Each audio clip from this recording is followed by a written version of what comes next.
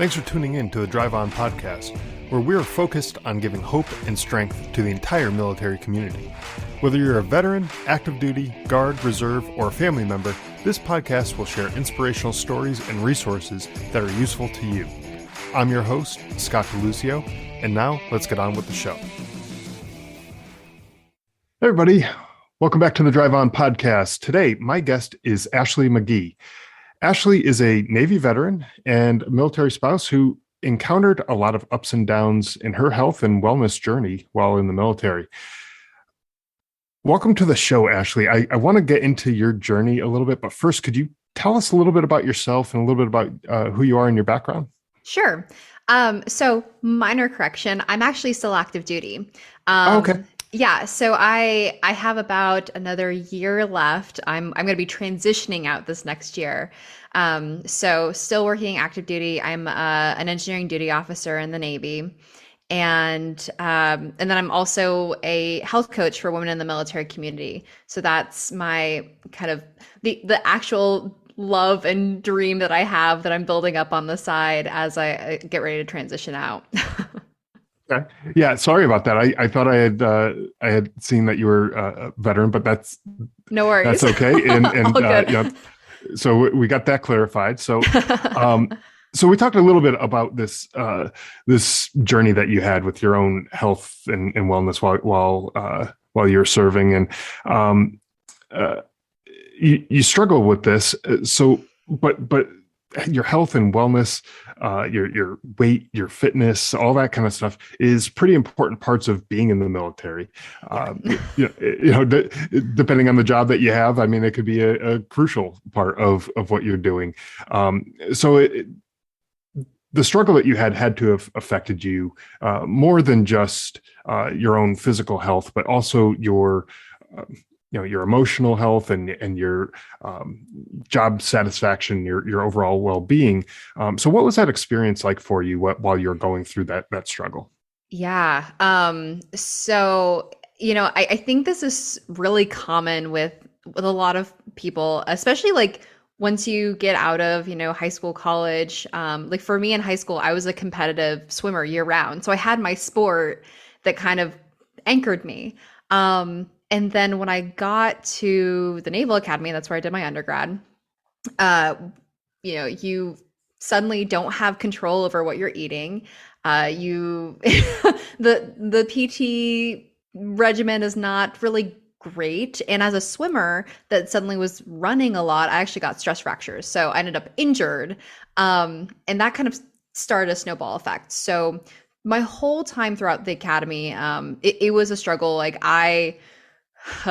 again, not a runner, so passing that PRT was not fun for me. And you wrap up a lot of your self-worth into your weight and your ability to perform. And even then, because I wasn't, doing amazing on my physical readiness tests, I'm passing them, but I wasn't like acing them. That took me out of the running for some opportunities, even while I was there, some like internship and things like that, because it factored over into your overall like military performance. So then, made it through, graduated, and my first tour was on a ship out of Hawaii. And I was so excited to be in the Navy, like so excited to be hitting the fleet, really bright-eyed, bush-tailed, like ready to go. And my job, I was an engineering divo.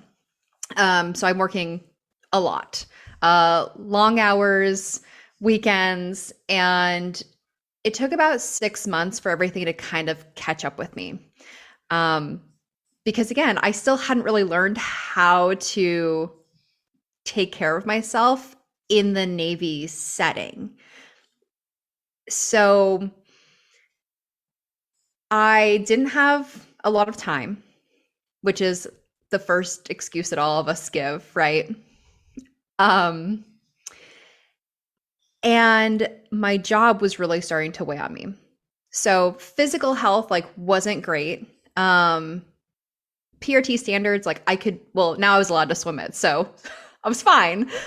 From a fitness perspective, from the weigh-ins, little dicey still. But my overall health was declining to the point that I actually started struggling with depression. And I'm, trying to put on a good face for work, but I was leaving the ship every night and just crying in my car. I don't know how familiar you are with Hawaii, but I used to drive home on the H3 because I lived on the windward side and think to myself, like, what if I just went over the guardrail?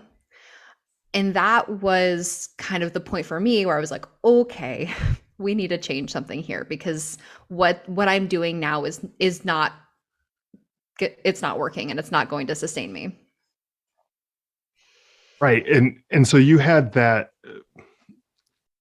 rock bottom moment, right? Where you are starting to feel like, well, maybe it would be a better option to just drive off the cliff and just be done with that, right? Mm-hmm. So what did you, so that was kind of the moment that you realized, okay, something needs to change, but what did you end up doing to make that change? What was the first step that you took? Yeah, for me, it was kind of letting go of trying to do everything perfectly. And again, limited time, limited resources, limited energy. Like, okay, so what can I do? Um, I started making workouts non-negotiable. But like making them only 30 minutes or so because I'd been taught for years, right, that if it was under an hour, like didn't count. Well, that's not actually true.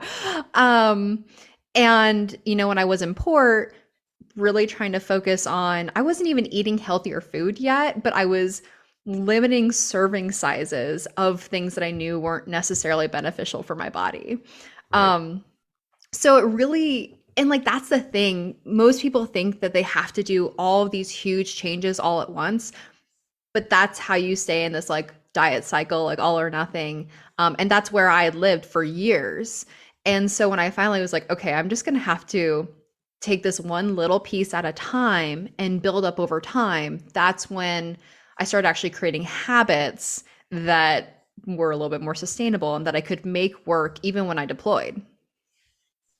Well, two things that I noticed, or that I thought about while you were talking there. Well, first is swimmers tend to have a pretty intense diet where they are burning a lot of calories, so they're eating a lot of calories typically, Sure. at least on the higher higher more competitive levels. And so if that's how you were used to eating, and then all of a sudden you're no longer burning that many calories Oh through yeah. swimming and everything, and you're continuing to eat that way, you're going to just naturally gain weight and have all of those the issues that are associated with that. Absolutely. And so I think that with the change in the lifestyle, there needed to be that change in the diet and or you needed to figure out a way to get back in the pool and burn all those calories again. Yeah. But like you said, time is limited, and that becomes an excuse, right? And Hmm. that's, I'm guilty of that too. When, I sleep in a little bit later than I should have. And, oh, well, I got to start working in a little while, and I don't have time for the exercise I was going to normally do. And so I scrap it for the day, and I decide not to do it, where I could have maybe fit in a half hour jog or something like that, just to Right. do something. Hmm. But sometimes I just scrap it and choose a lazy route, that's not always the best option. But the other thing that came across my mind while you were talking there is the book Atomic Habits. Yep. And Love it. that's exactly what you were talking about. And in the book, for anyone who's listening who isn't familiar with that book and that mindset, is that you don't need to make these huge sweeping changes in your life to make an impact in your life. When you have small incremental changes, you're more likely to stick with those changes, Yep. versus going in and just saying, okay, I'm going to exercise 4 hours a day. I've never I've been sitting on the couch for the last 6 years. I've never done anything. And now I'm going to just get up and I'm going to go out and exercise like crazy. You're Mm-hmm. probably going to do it for a day or two, but then you're probably going to quit because it's like, oh, this sucks. This is Or hard. injure yourself. Or Yeah. injure yourself. Right. And then you're going to be sidelined because of the injury. And, Yep. you shouldn't push it through an injury, but you're going to end up having more problems, and that's just not right Yeah. either. And then that'll put you off even more, and you're not going to end up making those improvements in your own fitness. So, but it's the same thing with anything in life, really. Mm-hmm. Small little changes will get you there a whole lot better. Yeah. Well, and I love that you brought up Atomic Habits because when I read that book, I was like, oh, this gives language to things that I've been practicing and teaching, for a while. And in my program today, I talk about the 4 laws of habit change because again, it's really powerful and you can apply it to any aspect of your life, not just health and wellness. Yeah, for sure. I mean, if there's something that you want to start doing more of or doing less of, a bad Mm-hmm. habit that you have, because it could work the opposite way too. Yep. Where you have maybe you're a smoker or a drinker or something, and you want to reduce how much you're doing that. You can do those small incremental changes until you eventually get down to nothing, or to the desired level or whatever it is that you're looking for. So I mean, all of that is really good. And is that kind of the core of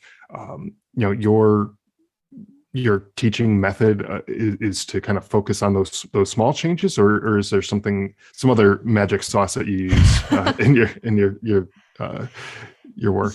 Yeah, so that's definitely a core component.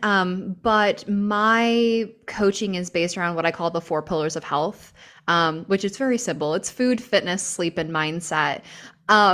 It sounds simple, but people don't implement it. Most people are focusing on maybe 1 to 2 pillars, typically food and or fitness, right? But if you picture, a roof on these pillars, right? You only have 2. You have a wobbly roof, it's falling off, like it's not a good time. And so I focus on helping people create sustainable habits, right? So that's where the atomic habit piece comes in each of those 4 pillars, so they can get out of the diet cycle, get out of this, I mean, it's we're recording this around New Year's, right? Like get out of that perpetual, I'm going to have the same New Year's resolution to lose 20 pounds every single year, right? And actually learn how to make healthy living like a lifestyle, not something that you have to constantly be thinking about, worrying about, keeping you up at night. Right. And New Year's resolutions, when people set those New Year's resolutions, I forget what the exact number is, but the vast majority of them are they fail by mid-February. Oh yeah. And it's almost not even worth doing. And but anyone that regularly goes to a gym, right? You're like, okay, right, January, this is going to suck for about a month and a half, and then it's going to clear out again, which as a coach, like that's not what I want for you. But as someone that wants to get on the weight rack, it happens. It's a reality. Right. It is. And I was talking with my wife about thinking about joining a gym the other day, and I was like, well, maybe I'll wait a month or two and wait for this whole New Year's crowd to die down before I just go in and not be able to find any weights or machines or anything to use. Yeah. So the whole fitness journey could be overwhelming to some people, right? Absolutely. If you're not looking at it from that small incremental improvements, it could be overwhelming, and you might feel stuck because you're not seeing the improvements or the weight loss or the whatever it is that your goal is. You're not seeing those the progress towards that goal right away. Mm-hmm. So what are some steps that people can take to work towards improving their overall health? Yeah, I love that you asked this. And my first piece of advice is to throw your scale out your freaking window. I say this as someone who, like, a big part of my business is helping military women pass their weigh-ins, right? So I understand that the scale is going to be a part of your life, but if you are weighing yourself daily or weekly, that's actually a really, really good way to demotivate yourself, get frustrated, and quit. If you must, once a month, if you must, but really throw it out the window. Um, so like that's the first piece, and it comes back to like a motivation piece. But uh, when it comes to really just those small things that you can immediately improve your health, there's a couple things that are relatively simple to do that are quick wins, and have major impacts. So again, I base everything around pillars, right? So going to the food pillar, focusing on non-processed whole foods, right? Clean eating. Because what it ultimately does is lowers inflammation in your body. And what a lot of people don't realize, especially in the like calories in, calories out diet culture that we have, is not all calories are created equal. And if your body isn't using food as fuel, it's basically a toxin that is stopping you from achieving the results you want. So that's actually why I have like a clean eating challenge, just free on my website for people to start walking through that, because it's one of the biggest ways that you can make some small changes and see major impact in, and it will improve everything else, right? It will improve your energy levels, how well you're sleeping, how well your brain functions, like all of these things. So that's one. The second one is daily movement, not exercise, but movement. And for people with like an Apple Watch, right? Like it's nice. The rings break it down for you. There's a difference between movement, exercise, and standing. And so even if, you don't get that workout in because you slept in a little bit later, can you take a 20-minute walk? Can you get some yoga in, stretching, something restorative? Learn to be in tune with your body and thinking about, okay, what is one thing I can do today that is beneficial for my body? Those are, again, they're simple, like simple steps to do. And I like that you have that clean eating challenge, because I think some people probably aren't necessarily sure what the right things to eat are. I mean, we Oh, all know, absolutely. eat your fruits and vegetables and that kind of stuff. And, they had the whole food pyramid back when I was younger. And I don't know what it is now, if Which, they oh changed my that, gosh, which, it's still not. I mean, they changed it, but it's still not actually good, and it's basically funded by lobbyists. right. And it's not, ideal for what you want to actually be eating. But so what are some of the steps that you could take in this clean eating challenge to get yourself eating better foods and the right kind of foods for your health? Yeah. So one of my favorite tricks that I love, and I learned this actually from my registered dietitian. So within my business, I contract to a registered dietitian, since I don't hold that certification, right? I don't hold that expertise, but I want to provide that to my clients. And a big myth when it comes to clean eating is that it has to be expensive, right?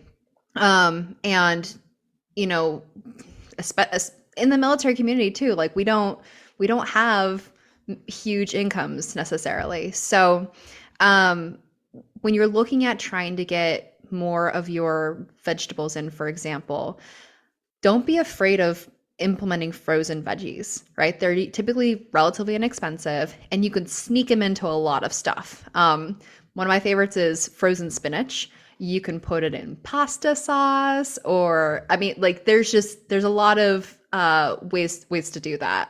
Or even I pretty much always have a bag of like frozen cauliflower rice in my freezer. So if I'm like, oh, what am I gonna make as a side tonight? I know, I'll season that up. And it makes it really easy to create more of that balance. Um, so that's like one of the biggest ones. But really, like when you're looking at food, limiting how many steps have been taken between it coming from nature and you consuming it. Because sometimes it's like, what does processed even mean, right? But if someone had to put chemicals in it, do something to it, it's processing, right? That's why fruits and veggies, it's easy. But you also want to be looking at like the quality of your meat. Uh, it so meat that comes from, your normal like industrial conventional feedlots is actually not going to be very beneficial for your body. That is one place where you do want to splurge a little on quality. It does matter.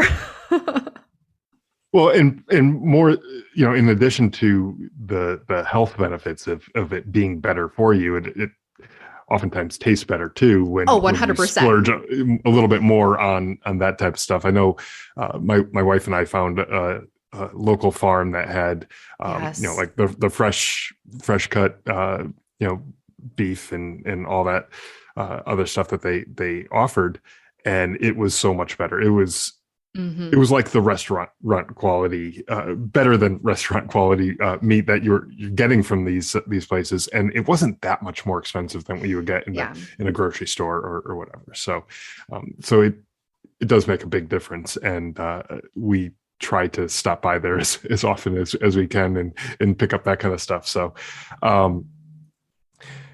and when you're talking about finding the right kind of foods and everything. I know, especially when deployed. When I was deployed to Afghanistan, it wasn't always easy to take care of health and fitness. Yeah. We were working 12-hour shifts, always out doing some sort of mission or, some sort of security, or we're doing something constantly. We had a small gym on the base, which was good for a workout, but our meals were often pretty small portions and not always the best food, with the stuff that just the way they have to ship it to those remote bases. It's not always the most fresh fruits and vegetables and all that kind of stuff. Oh yeah. And that stuff was just hard to come by to begin with. I even had my family ship food out to us because we were starving. We're hungry. Yeah, exactly. But like you were talking about, a lot of that stuff was the packaged foods, the processed, definitely not fresh food, fruits and vegetables that wouldn't have lasted too long in the mail. So how can people who are deployed, how can they work on their health and their fitness and keep up on that while they're in a remote area, but potentially? Yes. And this is that is the question that not enough people are asking. And one that I love to talk about. So the first piece is don't be afraid to supplement. And this is where I kind of rail against, again, the traditional health and wellness industry, because they give you all this advice, right? Like, oh, eat your vegetables and get 8 hours of sleep. And you're like, hey, I'm on deployment. That's not friggin' happening. So what do I do now? How do I achieve maybe not optimum health, but at least decent health while on deployment? Supplements are key. And oh my gosh, there's so much good stuff now. Like you can get superfoods in a powder. It's glorious.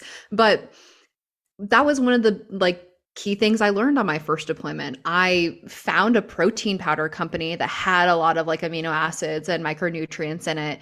And especially when you got to the point where you're in the middle of the Gulf and you don't have anything green anymore, okay, well, I'll have a shake and I know at least I've done something beneficial for my body today. Right. So supplementation is, I think, is a non-negotiable when you're looking at deploying and having and balancing that out. Also, with that, have a plan for, I'm going to say, cleaner caffeine consumption. I don't know about you, Scott, but let's see. First deployment, got addicted to Kickstart energy drinks. Second deployment, got addicted to Diet Coke. Do I drink either of those now? No, I do not. And partially because I don't drink coffee. But finding, ways that can give you your caffeine kick that aren't chock full of chemicals is really important. So when I was in Afghanistan, in addition to all the snacks and other food that my family sent, I had my wife send me a coffee pot and Dunkin' There you Donuts go. coffee, the sugar packets and the powdered creamer and everything. I had her send all of that stuff to me because I drank coffee all the time back then, Hmm. and that was my caffeine. But we had the Rippets and the Yeah, Red Monsters Bull and and Red everything. Bull and everything Yes. else that Blech. uh, that we poured into ourselves because sometimes we're working through the night and Hmm.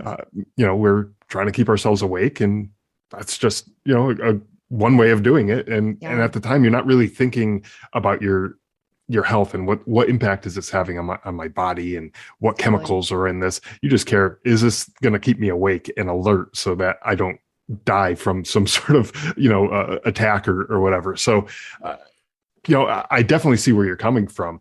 uh, it's not an easy thing to do on a deployment, Hmm. but if you're paying attention to it and you're trying to figure that out, Yeah. it might be something Pl- that's doable. Plan ahead, try to Yeah. time it as much as possible. And obviously, like, my deployments were on ships, so I was able to, carry quite a bit on board, and then Amazon was relatively reliable underway when we got our RASs in. But one thing too, I wanted to mention, and I wish I had this tool, like the skill set, when I was still deploying. It was something I didn't discover until afterwards. But with sleep, right? Like, you may not get sleep sometimes. It's just part of the job. It's part of the nature of it. Meditation as a supplement to sleep is a game changer. Um, so personally, like, and I know this sounds so woo woo, but it's legit, I promise. But like, personally, I practice transcendental meditation, and in 20 minutes, you are actually getting some of the benefits of deep sleep. So instead of, I mean, back for me, it was, I would take like 10-minute floor naps. During, I had a floor pillow and everything. Instead of doing that, like, now I would think, oh my gosh, I just meditate for 20 minutes, and you can actually get some of that restorative benefit, you know, more so than you may be able to with like a power nap if you're able to fit one in. Okay. Well, that's another way of doing that. I haven't even considered that as, an alternative, but the um, sleep is definitely a factor. Oh yeah. When you're on deployment, you just might not get to sleep some nights. Even the job just might be taking you all night long, and next morning you still have to go back to going and doing whatever else you were planning on doing, and so it can definitely be hard to come by. I know there was one night where we were supposed to be out on a mission till, I don't know, 8 or 9 o'clock at night, and we ended up not coming back until around 6 in the morning or so. and, Yep. and then we had to turn around and go back out a few hours later, and sleep was just not going to happen that day. We had other stuff that we had to clean, take care of, and maintain, and so we just didn't go to sleep that day. And there was other days like that where it just became a almost 24 plus hour day, and you don't go to sleep. So being able to do something like that, meditate and get some of those benefits of sleep to refresh and restore yourself to Totally. be more alert and awake when you need to be is probably pretty important. It's definitely worth the 15-20 minutes or so of doing, just to get that benefit out of the way, especially when you're not going to have time for a full power nap or a good deep sleep anyways. Yeah, absolutely. Yeah. So um, tell us a little bit about what it is that you do on the coaching side, and how you help people with their own fitness and everything. Yeah. So, as I mentioned, I basically help people create those habits in each of the four pillars. Um, where the coaching side of it really comes in. So, I am a certified wellness life coach, and the biggest piece that we dig into is the mindset piece. Which again, people talk about mindset as like this arbitrary thing that we should all aspire to having a good mindset, positive mindset, whatever that means, right?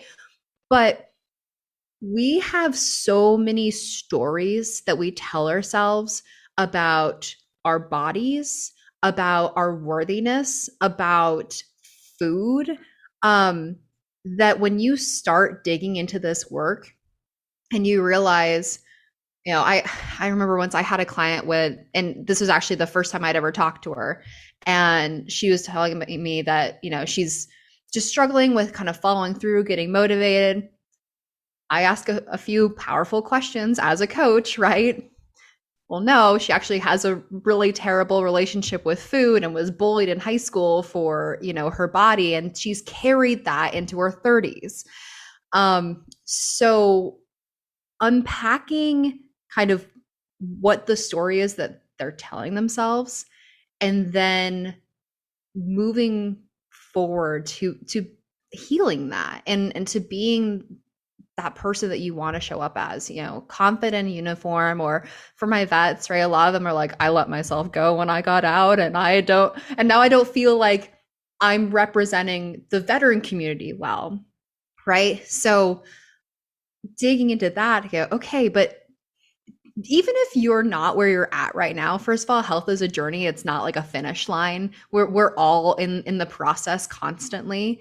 Um, you're still worthy of love and respect. And when you figure out how to do that for yourself, how to treat yourself, like, and believe it that you are worthy of those things, it's a lot easier to follow through with actions that, again, like, back up that identity that you are worthy of yourself. Kind of going back to atomic habits, right? Like, your actions are in alignment with your identity. And so if you need to change your actions, you need to craft a new identity of what you want to be and how you want to show up as.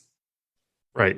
You're not going to have a lean, muscular, fit physique if your thought of yourself is this couch potato who sits around and eats potato chips and binges on Netflix shows all day instead of getting your butt off the couch and going and doing something. Yeah. Totally. And if you do, commit to something, lose the weight you want to lose, if you haven't done that inner work, then you're still going to have something in the back of your head that's going to sabotage. And if it doesn't show up in your health, it will show up somewhere else in your life. Usually relationships is like the next place it goes if it doesn't show up in your health. Yeah, for sure. That definitely will take place as well with your relationships with your spouse or other people in your life, whoever it happens to be, that those things will trickle down into those relationships as well. And yeah, Absolutely. I don't think you want that happening. So, well, Ashleigh, it's been a pleasure speaking with you today. Where can people go to get in touch with you and find out more about your coaching and the clean eating challenge and everything else that you have? Yeah. So, I mean, kind of the one-stop shop for everything is my website, ashleighmagee.com. Very easy to remember, as long as you can spell my name correctly, which is ASHLEIGH and MAGEE. But so ashleighmagee.com/clean eating challenge is where you can get enrolled in that clean eating challenge. I have a weekly podcast as well, the Healthy Women Warriors podcast, and a Facebook group by the same name. And that's really for women in the military community that want to improve their health and wellness. That's where I show up the most. I am on Instagram and, the things, but as far as where I'm the most, that Facebook group, the podcast, and then I have several freebies on my website. It also has all of my coaching on there. So if folks want more information, and I'm always open to, a DM, just say, hey, interested in what you do, like tell me more. Because if I'm not the right fit for you, or, I'll point you to someone that is. So Well, that's excellent. And I'll have links to all of that, your website and social media, the Facebook group, your podcast, all of that stuff in the show notes. So anyone who's looking to get in touch with you, you don't have to worry about spelling your name. It'll be spelled correctly for you, and everything will be in there. So you can check all that stuff out. But again, thank you for joining me and sharing a little bit about your journey and what it is that you do. Really happy to have you on, and I'm glad you came on to share. Thank you so much for having me on. I really appreciate it. This was a super fun conversation, and I can clearly nerd out about health for a long time. Well, maybe we'll have you back on another time, and we can go a little bit deeper in some of these topics as well, and nerd out big time on some of that. So, would love to. All right. Thanks for listening to the Drive On Podcast. If you want to check out more episodes or learn more about the show, you can visit our website, driveonpodcast.com. We're also on Instagram, Facebook, Twitter, LinkedIn, and YouTube at Drive On Podcast.